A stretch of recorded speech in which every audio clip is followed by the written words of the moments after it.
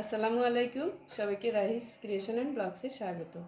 আজকে আপনাদের সাথে শেয়ার করছি খুবই মজাদার পেঁয়াজু রেসিপি। এটি কিন্তু খুবই স্পেশাল, কারণ এটি আমার হাজব্যান্ডের হাতে তৈরি, তার সিক্রেট রেসিপি। এটি খুবই মজা হয়, সেজন্য প্রতি শুক্রবারে সে এটি আমাদেরকে বানিয়ে খাওয়া। তাহলে চলুন শুরু করি।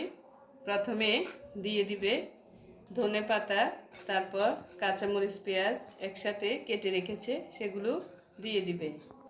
দিয়ে দিচ্ছে এবার আদা বাটা আধা চা চামচ, রসুন বাটা আধা চা চামচ। এবার দিবে লবণ। লবণ আপনারা আপনাদের স্বাদ মতো দিয়ে দিবেন। এরপরে দিবে মশলা, সেটা আমাদের বাসায় তৈরি মশলা। এরই সাথে দিয়ে দিবে 2 চামচ চালের গুঁড়ো।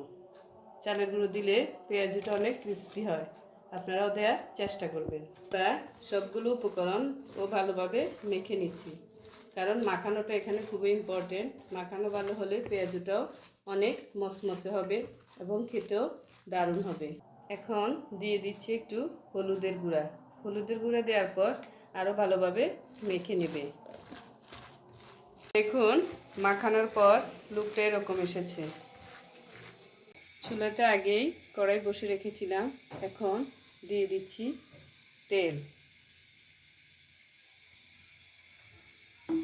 তেল গরম হয়ে গেছে, এবার একটা একটা করে পেঁয়াজু ছেড়ে দিচ্ছে। দেখুন, এভাবে আস্তে আস্তে পেঁয়াজু ছেড়ে দিতে হবে। আমরা কিন্তু আর একটু ধনেপাতা মিশিয়ে নিয়েছি, কারণ ধনেপাতা যত বেশি হবে খাবার ততই ভালো লাগবে। পেঁয়াজু ফ্রাই হচ্ছে।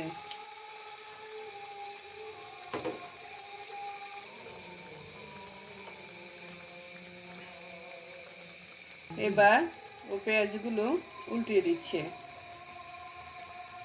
এক পাশ কালার আসলে অন্য পাশ উল্টিয়ে দিবেন। এই পেঁয়াজুটা বানিয়ে খাবেন, না খালি বুঝতে পারবেন না এটা আসলে কতটা টেস্টি। যদি রেসিপিটি আপনাদের ভালো লাগে তাহলে প্লিজ আমাদের চ্যানেলটি সাবস্ক্রাইব করবেন, এবং যারা ফেসবুক থেকে দেখতেছেন তারা একটা ফলো দিয়ে রাখবেন। পেঁয়াজগুলোর কালার অনেক সুন্দর আসছে। এরপর আরেকবার সেগুলো উল্টিয়ে দিচ্ছে। দেখুন, কালারটা অনেক সুন্দর আসছে, তাই না? আর একটু হলেই সেটা তুলে নেবে।